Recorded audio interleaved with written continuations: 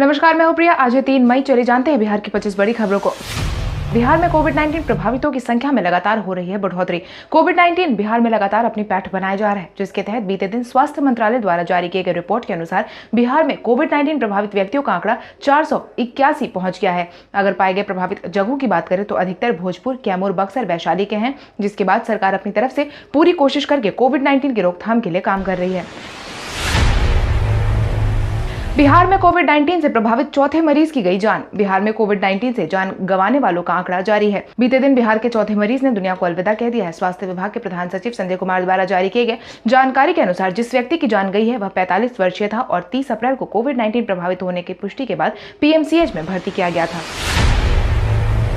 1187 मजदूर को लेकर दानापुर पहुंची स्पेशल ट्रेन। बीते दिन केंद्र सरकार के आदेशानुसार 1187 मजदूरों को लेकर के माइग्रेशन स्पेशल ट्रेन दानापुर पहुंची, जहां पर सभी लोगों का स्वागत स्वास्थ्य मंत्री ने किया। वहीं ट्रेन से आने वाले श्रमिकों को उनके जगह पर पहुंचाया गया। इसी बीच केंद्र सरकार का आभार व्यक्त किया गया है। वहीं स्टेशन पर पहुंचने के बाद इन सभी लोगों की स्क्रीनिंग की गई। उसके बाद इनके बोगी में बैठा दिया गया। इतना ही नहीं, यह सभी वह मजदूर है जिनके सरकार की हेल्पलाइन नंबर पर रजिस्ट्रेशन करवाया था, सिर्फ उन्हें ही आने की अनुमति मिली है। वहीं बसों को सैनिटाइज किया गया है और उसके बाद सोशल डिस्टेंसिंग का ख्याल रखते हुए मजदूरों को बस में बैठाया गया है।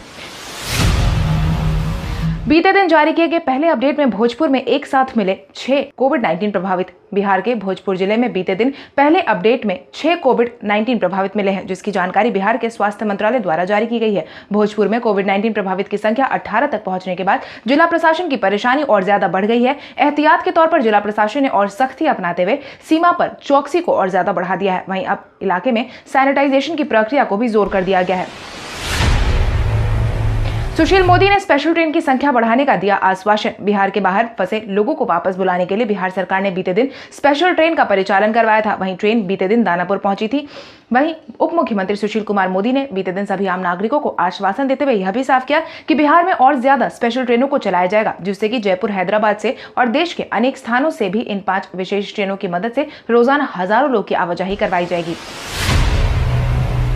बिहार में कोविड-19 के बढ़ते मामलों को देख केंद्र सरकार है चिंतित। जहां एक समय में कोविड-19 के प्रभाव को कम माना जा रहा था, वहीं अब बिहार में लगातार कोविड-19 के मामले बढ़ते जा रहे हैं, जिसको देखते हुए बिहार सरकार के अलावा अब केंद्र सरकार भी चिंतित हो गई है। केंद्रीय स्वास्थ्य एवं परिवार कल्याण मंत्री डॉक्टर हर्षवर्धन और राज्य मंत्री अश्विनी चौबे ने बीते दिन अधिकारियों के साथ वीडियो कॉन्फ्रेंसिंग के माध्यम से बातचीत की है, जिसमें बिहार में लगातार कोविड-19 के बढ़ते मामले और मुजफ्फरपुर के इलाके में एईएस के बढ़ते असर को लेकर चर्चा हुई है। इसके बाद केंद्र सरकार ने यह भी कहा है कि राज्य में कोविड-19 के डबल होने का औसत राष्ट्रीय औसत से कहीं ज्यादा है। बिहार में 15 दिन से थोड़े ज्यादा वक्त में कोविड-19 का आंकड़ा डबल हो रहा है, जो कि अच्छे संकेत नहीं है। बीते दिन केरल के एर्नाकुलम और तिरूर से 2 श्रमिक स्पेशल ट्रेन खुली। दूसरे राज्य में फंसे बिहार के लोगों की वापसी अब शुरू हो गई है, जिसके बाद आम नागरिकों की परेशानी को देखते हुए बीते दिन 2 श्रमिक स्पेशल ट्रेन को भी बिहार के लिए रवाना किया गया है, जिसका ऐलान बिहार सरकार ने किया है। आपको बता दें, यह ट्रेन बीते दिन केरल के एर्नाकुलम और तिरूर से खुली है। वहीं इससे पहले भी बिहार प्रवासियों को लेकर पहली ट्रेन बिहार पहुंच गई है। बिना जांच के घर नहीं जा पाएंगे बिहार से आने वाले लोग। बंद में फंसे सभी प्रवासी मजदूर और छात्रों को बिहार सरकार बिहार वापस लाने का काम शुरू कर चुकी है। खबरों की माने तो लगभग 10 लाख लोगों को बिहार लाया जाना है। हालांकि बाहरी लोगों के बिहार की सीमा में प्रवेश के साथ ही कोविड-19 के संक्रमण की समस्या भी बढ़ सकती है। ऐसे में सरकार एहतियात के तौर पर इसके रोकथाम के लिए स्क्रीनिंग की प्रक्रिया को तेज करवा रही है, जिसके तहत बिहार के डीजीपी गुप्तेश्वर पांडे ने कहा है कि ऐसे मजदूर, छात्र एवं अन्य लोग 3 स्तर पर स्क्रीनिंग की प्रक्रिया से गुजरने के बाद ही अपने अपने घर पहुंचाए जा रहे हैं। वहीं डीजीपी गुप्तेश्वर पांडे ने सभी अधिकारियों को आदेश जारी करते हुए सभी यात्रियों पर पैनी नजर बनाए रखने की भी अपील की है। कोविड-19 से 10 और मरीज हुए स्वस्थ। जहां एक तरफ बिहार में कोविड-19 के मामले में लगातार बढ़ोतरी हो रही है, वहीं दूसरी तरफ बिहार में लगातार ठीक होने वालों का आंकड़ा भी बढ़ता ही जा रहा है। बीते दिन स्वास्थ्य मंत्रालय द्वारा जारी किए गए रिपोर्ट के अनुसार 10 और मरीज ठीक हो चुके हैं। खबरों की माने तो यह सभी मरीज एनएमसीएच पटना में भर्ती थे। वहीं ठीक हुए सभी मरीजों के बाद बिहार में ठीक होने वालों का कुल आंकड़ा 101 पर पहुंच गया है, जो कि बिहार सरकार और स्वास्थ्य मंत्रालय के लिए एक राहत भरी खबर साबित हुई है। पार्सल ट्रेनों को चलाया जाएगा नॉन स्टॉप। देश में 4 मई से 17 मई के बीच बंद बढ़ाए जाने के बाद रेलवे ने ऐलान कर दिया है कि 17 मई तक किसी भी तरह के पैसेंजर ट्रेन को तो नहीं चलाया जाएगा, मगर पैसेंजर ट्रेन के बदले पार्सल ट्रेनों का परिचालन किया जाएगा। रेलवे के इस फैसले से सहरसा और पंडित दीनदयाल उपाध्याय नगर के बीच चलाई जाने वाली स्पेशल ट्रेन अब 15 मई तक जारी रहेगी। वहीं इस ट्रेन की शुरुआत 9 अप्रैल से की गई थी और 3 मई तक स्पेशल पार्सल ट्रेन को चलाना था, लेकिन अब बंद का विस्तार और इसकी मांग को देखते हुए परिचालन अवधि में विस्तार किया गया है। आईजीआईएमएस के 40 डॉक्टर की आई रिपोर्ट। आईजीआईएमएस के 40 डॉक्टरों की रिपोर्ट आ गई है, जिसके तहत इन सभी डॉक्टर में कोविड-19 पॉजिटिव नहीं पाया गया है। खबरों की माने तो बीते दिन आईजीआईएमएस में कोविड-19 का इलाज होने के बाद वहां कई मेडिकल स्टाफ पॉजिटिव पाए गए थे, जिसके बाद अस्पताल को बंद कर दिया गया था। वहीं कुछ दिनों पहले आईजीआईएमएस में जिस महिला का इलाज किया गया था, उसके संपर्क में आने से एक नर्स और एक महिला सफाई कर्मी कोविड-19 से प्रभावित हो गए थे, जिसके बाद इन सभी डॉक्टर्स के सैंपल को भी भेजा गया था। हालांकि डॉक्टरों की रिपोर्ट आने के बाद अस्पताल को थोड़ी राहत मिली है। बिहारियों को वापस लाने के लिए चिराग पासवान ने प्रधानमंत्री नरेंद्र मोदी का जताया आभार। लोजपा प्रमुख चिराग पासवान ने प्रधानमंत्री नरेंद्र मोदी के फैसले का स्वागत करते हुए बिहारियों को वापस लाने के लिए धन्यवाद व्यक्त किया है, जिसके तहत उन्होंने लिखा है कि स्पेशल ट्रेन चलाने के फैसले के लिए केंद्र सरकार और हमारे प्रधानमंत्री नरेंद्र मोदी जी को बधाई देता हूं और लोक जनशक्ति पार्टी की तरफ से धन्यवाद करता हूं। उन्होंने आगे कहा कि केंद्र की मदद के बाद ही बिहारियों को बिहार लाना संभव हो पाया है और अब उम्मीद करता हूं कि बिहार सरकार और हमारे मुख्यमंत्री नीतीश कुमार जी वापस लौट रहे बिहारियों की जांच कर कुछ दिनों के लिए क्वारंटाइन में उनको रखने में सफल होंगे। आपको बता दें, प्रधानमंत्री नरेंद्र मोदी ने बीते दिन सभी प्रवासी मजदूरों और छात्रों को उनके राज्य में भेजने का फैसला जारी किया था, जिसकी प्रक्रिया बीते दिन से शुरू हो चुकी है।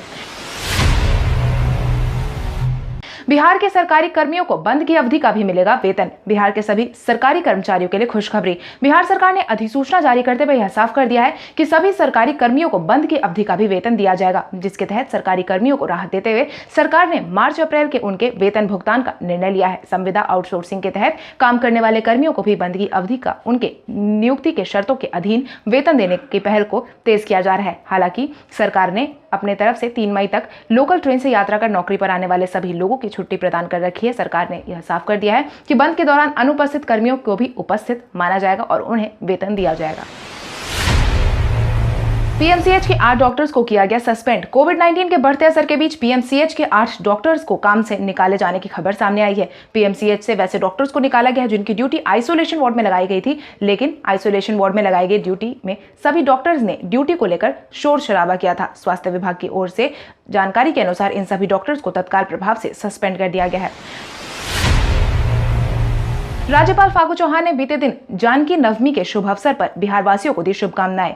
राज्यपाल फागू चौहान ने बीते दिन माता जानकी के पावन जन्मोत्सव जानकी नवमी के शुभ अवसर पर समस्त बिहार वासियों और देशवासियों को हार्दिक शुभकामनाएं दी है, जिसके तहत उन्होंने कहा है कि माता जानकी का दिव्य चरित्र आदर्श भारतीय नारीत्व का प्रतीक है। इसके साथ ही उन्होंने कहा कि मां जानकी का जीवन गाथा उसे हमें त्याग, साधना, सेवा, संयम, सृजन, समदर्शी, करुणा और प्रेम आदि सद्गुणों को अपने आचरण में उतारने की प्रेरणा देता है। वहीं उन्होंने सभी आम नागरिकों से अनुरोध करते हुए यह भी कहा कि इस पर्व पर हमें उल्लास और आनंद के साथ मनाना चाहिए ताकि हमारी सांस्कृतिक विरासत बनी रहे।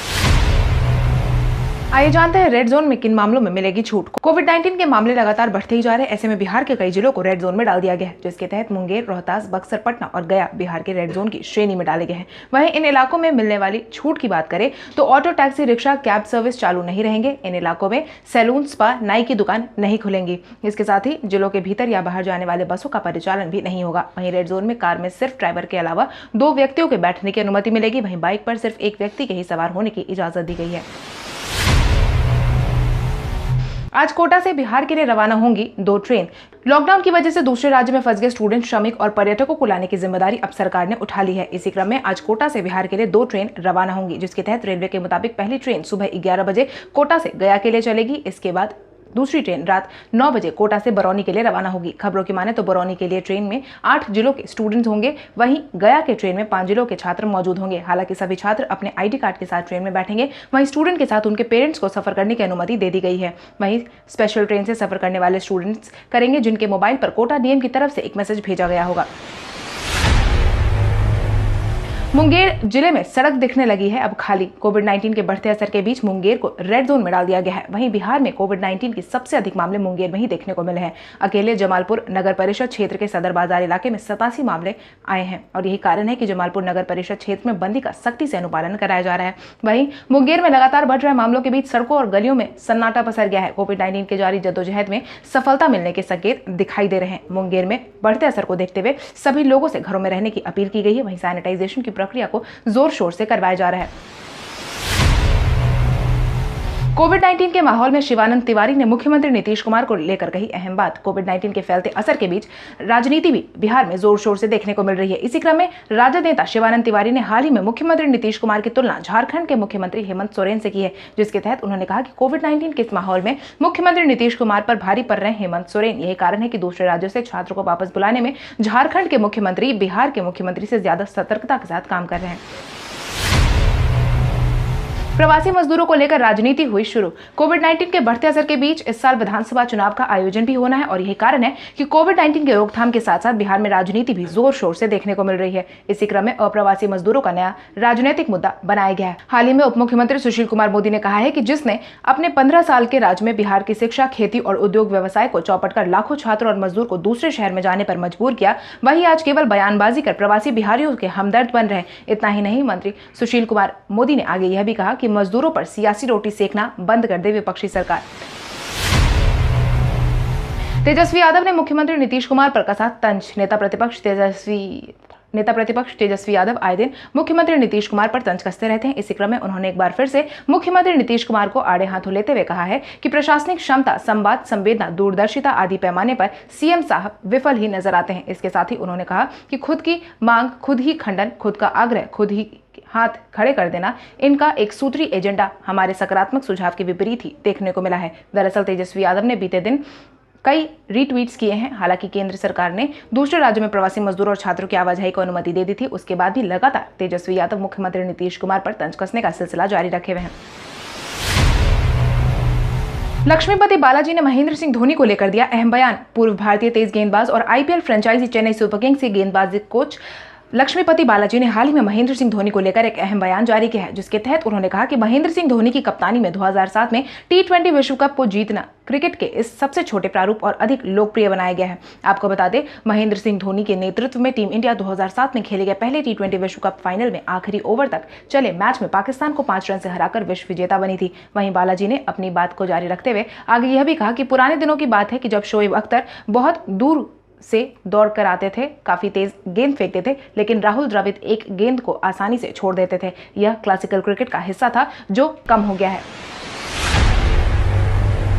रामायण की सफलता के लिए दूरदर्शन ने वीडियो जारी कर दर्शकों का किया धन्यवाद। कोविड-19 के बढ़ते असर के बाद दूरदर्शन ने दोबारा से रामायण का प्रसारण कराया था। तब से लेकर अब तक रामायण को लेकर काफी सारी चर्चाएं सुनने में मिल रही है। सोशल मीडिया पर इसे लेकर जबरदस्त क्रेज भी देखने को मिल रहा है। इसमें रामायण ने एक नया रिकॉर्ड भी बनाया है। इसके लिए डीडी इंडिया ने कुछ समय पहले एक वीडियो जारी किया था और लोगों का धन्यवाद भी दिया था, जिसके तहत दूरदर्शन नेशनल ने अपने ऑफिशियल ट्विटर अकाउंट पर दर्शकों के लिए पोस्ट लिखते हुए कहा था कि हमारे सभी दर्शकों का धन्यवाद। ग्लोबल तौर पर सबसे ज्यादा देखा जाने वाला मनोरंजन कार्यक्रम। इस पोस्ट के साथ दूरदर्शन एक वीडियो को भी शेयर किया था, जिसमें रामायण देखते हुए कई दर्शक नजर आ रहे थे। भारतीय मौसम विभाग ने बारिश का जारी किया पूर्वानुमान। भारतीय मौसम विभाग ने पूर्वानुमान जारी करते हुए बताया है कि बिहार के पटना समेत कई जिलों में 3 दिनों के अंदर भारी बारिश, आंधी देखने को मिल सकती है। वहीं कई ऐसे जिले भी होंगे जहां पर बर्फबारी भी देखने को मिल सकती है। भारतीय मौसम विभाग के पूर्वानुमान की माने तो 3 मई से 6 मई के बीच उत्तर पश्चिमी भारत में ज्यादातर क्षेत्रों में बारिश के संकेत जारी किए गए हैं। वहीं क्षेत्रीय मौसम पूर्वानुमान केंद्र दिल्ली के प्रमुख कुलदीप श्रीवास्तव ने बताया कि पश्चिमी विक्षोभ के कारण क्षेत्र में दबाव बन रहा है और अरब सागर में नमी पैदा हो रही है और यही है कि बारिश की संभावना बढ़ रही है। आईफोन 12 सीरीज की डिटेल्स हुई लीक। आईफोन 12 सीरीज के लीक्स आने शुरू हो गए हैं, जिनमें स्मार्टफोन की कीमत, डिजाइन और स्पेसिफिकेशन डिटेल सामने आई है। गौरतलब है कि हाल ही में एप्पल आईफोन SE2 लॉन्च किया था, जिसके बाद फैंस में आईफोन 12 को लेकर के काफी ज्यादा इंतजार देखने को मिल रहा था। खबरों की माने तो आईफोन 12 सीरीज के 3 आईफोन 12, आईफोन 12 प्रो और आईफोन 12 प्रो मैक्स लॉन्च किया जाएगा। इस प्रो मैक्स सीजन का टॉप वेरिएंट होगा। लीक्स के मुताबिक आईफोन 12 प्रो में 6.1 इंच की स्क्रीनिंग होगी। इसकी कीमत लगभग 75,000 होगी। वहीं आईफोन 12 प्रो मैक्स की कीमत 83,000 होगी। वहीं आईफोन 12 की कीमत 49,000 होगी। कल हमारे द्वारा पूछे गए सवाल का जवाब आप में से बहुत सारे यूजर ने हमें कमेंट करके दिया था, उसके लिए आपका बहुत बहुत धन्यवाद। आप में से जिन यूजर का कमेंट हमें अच्छा लगा है उनके नाम है मोहम्मद गुलाम, संजीत कुमार यादव, अजीत कुमार, शिवम कुमार, सरवन कुमार, महराज आलम, विनोद प्रेमी, रविंद्र कुमार वर्मा, शशि भूषण, सोनू गुप्ता, अमित तिवारी, गोपाल कुमार। इसके अलावा हमारी टीम को और भी लोगों के जवाब अच्छे लगे, मगर समय के अभाव के कारण हम उनका नाम नहीं ले पाए। लेकिन आप हमारे सवालों का जवाब देते रहे, हम कल आपका नाम लेने की पूरी कोशिश करेंगे। तो चलिए बढ़ते हैं आज के सवाल की ओर। आज का सवाल कुछ इस प्रकार है, केंद्र सरकार के आदेशानुसार क्या बिहार सरकार लाखों की तादाद में प्रवासियों को दोबारा बिहार में लाने में क्या सफल हो पाएगी या नहीं? अपने जवाब हमें कमेंट करके जरूर बताएं। इसके साथ ही आज के लिए बस इतना ही। अगर आप ये वीडियो हमारे YouTube पर देख रहे हैं तो हमारे चैनल को सब्सक्राइब करें और बेल आइकन दबाना ना भूलें। और अगर आप ये वीडियो हमारा Facebook पर देख रहे हैं तो इस वीडियो को लाइक करें और ज़्यादा से ज़्यादा शेयर करें। धन्यवाद।